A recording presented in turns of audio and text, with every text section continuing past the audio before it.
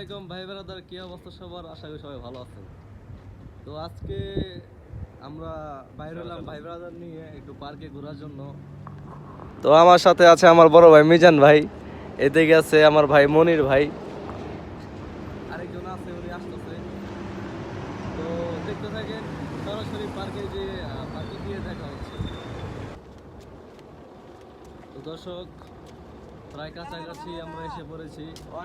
তো পার্কে যাওয়ার আগে আমাদের চা খেতে হবে। এখানে যারা আছে দেখতেছেন, এই যে আমার পিছিয়ে এক ভাই আছে।